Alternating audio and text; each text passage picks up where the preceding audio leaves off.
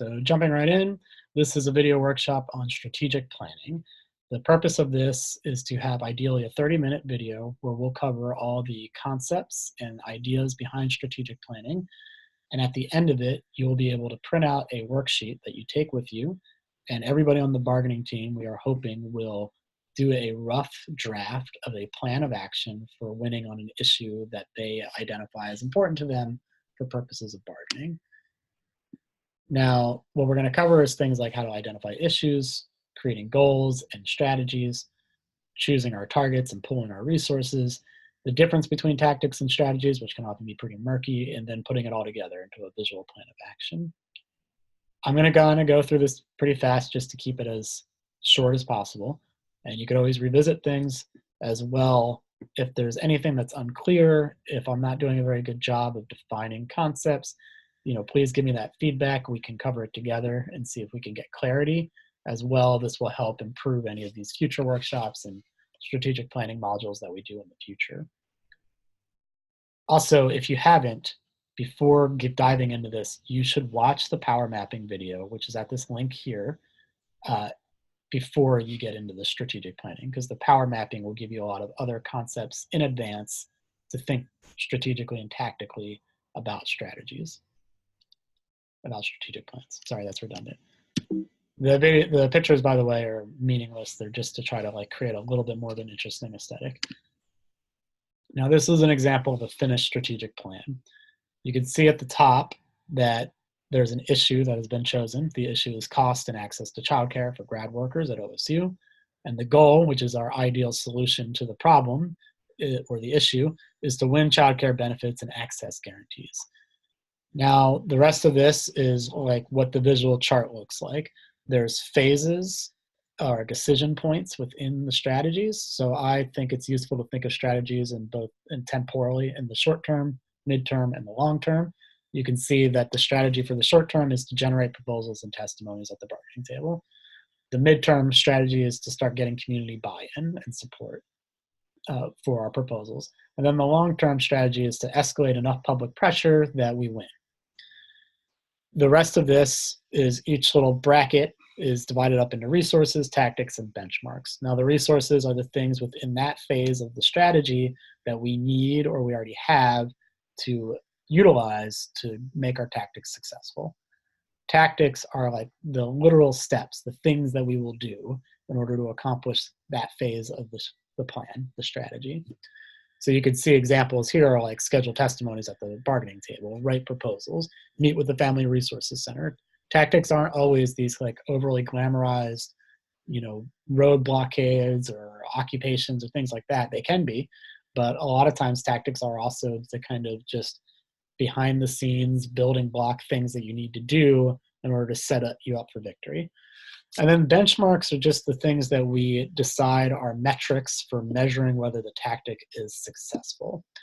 When we do all the tactics and we have benchmarks that we can measure whether they're effective or not, by the end of the bracket all being marked off with X's, that is what gets us to the decision point where we decide, are we ready to move to the next phase of our campaign? If we're in the short term, have we done enough of the tactics? Are they successful enough that we feel confident we can move to the midterm and then the midterm to the long term? So that's just a really fast version. We're going to break this down one by one. Now, identifying issues is the first thing. So the issues are the things or the problems that are creating harm or strain on workers. We create plans of action based on issues so that we can actually improve the quality of life for all workers and organize around the things that are important to people. Ideally, we want to find issues that are both widely felt and deeply felt. What that means is that if they're widely felt, a large population experiences the issue or is impacted by it. If they're deeply felt, it means that the hardship of that issue is very severe or creates a lot of strain. Ideally, we want both, but in some cases, you're not going to necessarily find that issue that is the best combination of the two. For instance, access to childcare and the cost, it might not be something that is particularly widely felt because it might actually be a small population of grad workers at OSU that are experiencing that strain. However, it is definitely deeply felt And for those workers, it is really, really important to make improvements in these areas. And that's why it is a good issue to organize around. Um, you try to go for both, but just again, it's not necessarily always possible. Now, goals are the ideal solutions to the issue. So I'm going to keep using childcare as an example, but the issue is the cost and access to childcare for grad workers. Then the possible goal could be as simple as winning childcare benefits and access guarantees for grads. Sometimes the goals are very self-evident, sometimes they're not so much, but the reason that we need goals is so that we can actually have a horizon toward which we are striving for. If we don't know what our goals are, our tactics can often be disconnected, ineffective, and exhausting because people don't know what the next step is. Now, this little note is something that's more of like my kind of personal viewpoint on things. Of course, I am biased for various reasons. I come from a particular perspective and lived history, but what I observe often when choosing goals is this tendency to kind of limit the scope of possibilities based on what you believe is possible within the current status quo. And I think that's really tricky because often when we do that, we then are only fighting for inches at all times, and we're never really making the kind of progress that we could make if we actually shoot for the moon, let our goals be as ambitious and as transformative as possible, because realistically, these are the ideal solutions.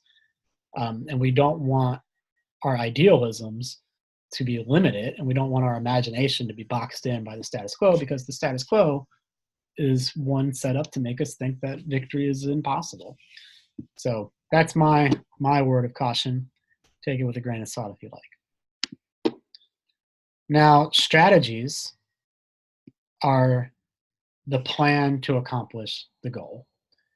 And I prefer to think of these as broken up into phases, because you can have like a really broad overarching strategy, but sometimes it can be hard to figure out where within the campaign you are unless you kind of break it down into more of phases. So I talk about strategies as short-term strategies, mid-term strategies, and long-term strategies.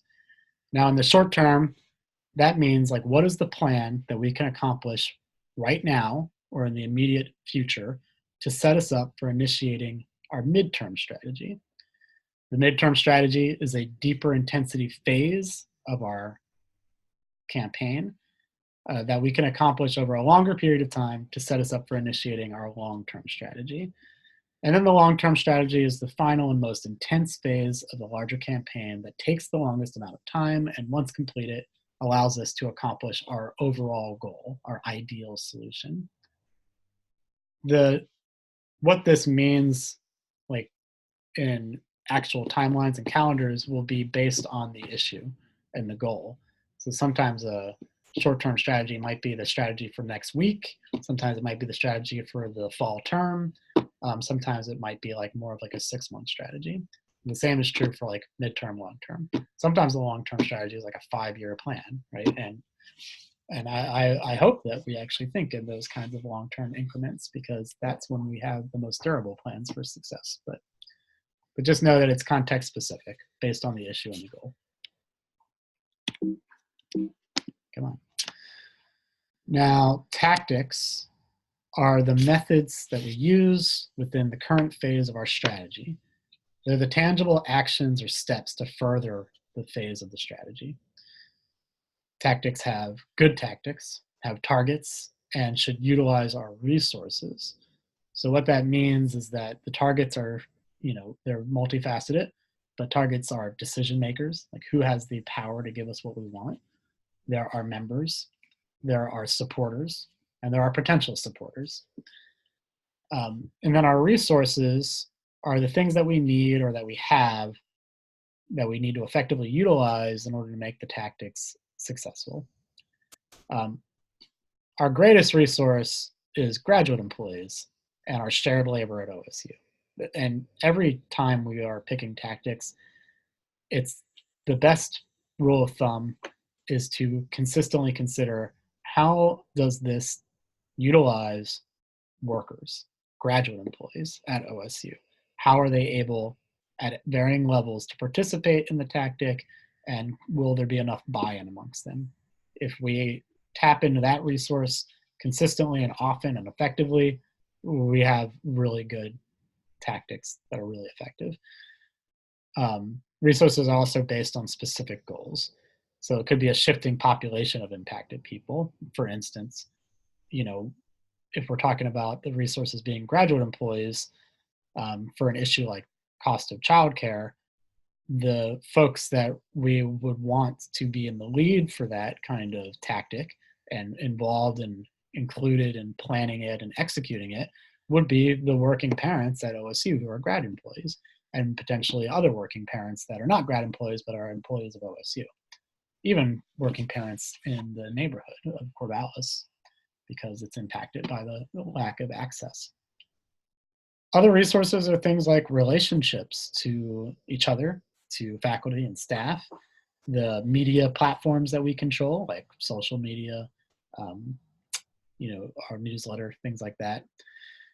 There are actual materials and tools that we have, like, a lot of labor unions use this inflatable rat named Scabby to like prop up at protest, and that is a material. So those, resources are varied, but we need to think about them when we're choosing tactics. And then, importantly, each tactic builds upon previous tactics and adds pressure on our targets. It either adds pressure on our targets or it gets more buy-in amongst our targets if our targets are like our members and potential supporters. Now, this is kind of a useful image that you may have seen in other places. I tried to simplify it just because some of them can be really wordy and complicated. But this is what a tactic star looks like. So when you're choosing a tactic, it's useful to kind of like start at the top of the star and go around the horn, and ask yourself these questions as you're going to make sure that the tactic is actually an effective one. So those questions are at the top. Does the tactic further our strategy? Does the tactic consider appropriate targets? Is the messaging clear? Is it communicating what our goals are? Is the participation potential high? Like, can many members participate in the action? Are there people left out because of the tactic? Like, we need to make sure that we are as widely and broadly inclusive and accessible as possible, because again, our greatest resources are workers, and workers come from varying backgrounds, able-bodiedness, and comfort levels. So not everybody is willing to get on the bullhorn and shout at the boss, but some people are, and other people are willing to stand alongside that person or be alongside that person. What is the tone? Is it like a funny or angry or solemn tone in our messaging? What resources do we have and need to make the tactic effective? Does the tactic strengthen our relationships with members or supporters? Does it potentially hurt them, cause strain? And then the debrief of the tactic is how will we evaluate, so like the benchmarks that we were talking about, and also celebrate its success. So that's something to just kind of like utilize as often as possible when you're making your strategic plans and thinking about tactics. Now, this is where it gets a little murky, I know, so I'm going to do my best to just be as straightforward as possible. But the difference between tactics and strategies. What I'll say is that tactics absent a broader strategy are easy to ignore, and they create difficulty in sustaining group momentum and energy.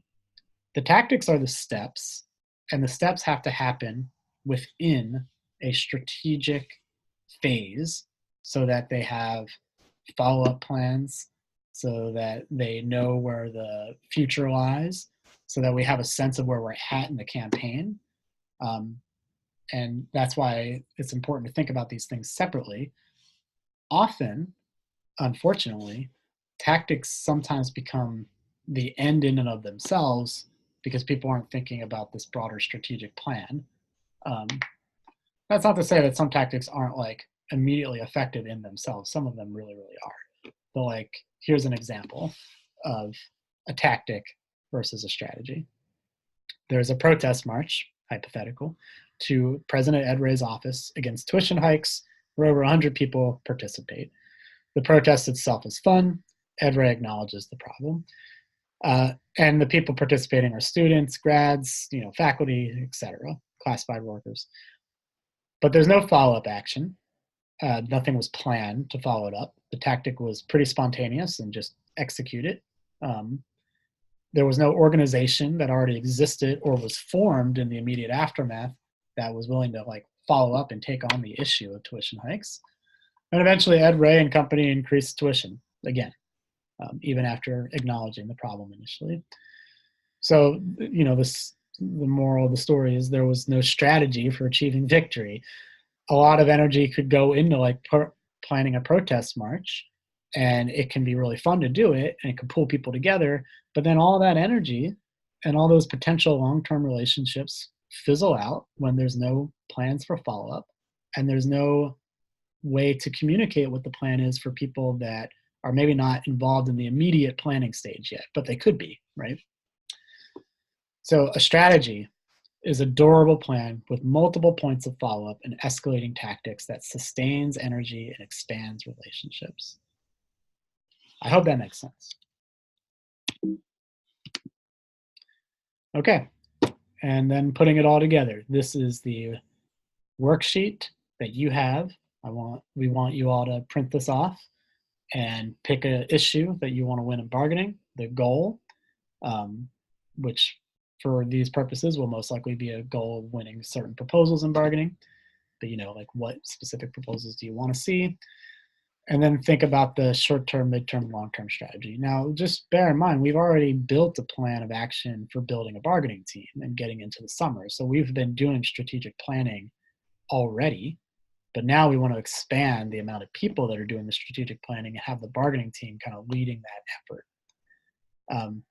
Other resources you'll want to consider is our contract action team, so that the CAT structure is in place. So think about those folks and how we can rally them and utilize them to help us execute our tactics. We have a steward council that has more than 70 people on it, representative of every department, maybe a couple gaps here and there, but for the most part, broadly representative. We have an executive council of 9 people, and then we have a full-time staff person, myself, and a part-time staff person. So we have those built-in resources to think about. And if you want, we'll go right back to this filled out chart so you can see what this looks like again, and feel free to print this out too. But this is what it looks like when we put it all together, when we have our issues and our goals, and then we have our specific strategies in different phases. And then we have the tactics for each phase of the campaign. Like the first phase for proposals and testimonies, we need to conduct interviews with parents. That's a tactic. We need to research local conditions of the issue. We need to recruit parents for testimonies. We need to write proposals, schedule testimonies at the table, meet with something like the Family Resources Center and other groups providing services for working parents, etc. And then you can see how it escalates. Now, again, this was just a really rough and quick strategic plan example. It's not super exciting. Your strategic plan can be as ambitious and broad and fun and creative, and we should try to make sure that we're doing tactics that are fun and that people who are not yet included and involved, when they witness them, they will want to be, because they'll be inspired by it or excited by it or energized in some way. So that's the whole thing. And again, we want everybody to print this out, to have it filled out, just a rough draft, it doesn't have to be perfect, before our bargaining retreats. And if you haven't already, go back and watch the power mapping before you even do this worksheet, because that'll help you think about tactics, points of intervention, and how we think about power and our targets. Again, let me know if there's any questions, if anything was unclear. I know I went through this kind of fast, but we have opportunities to talk through it in person, over the phone, however you prefer and however you're comfortable.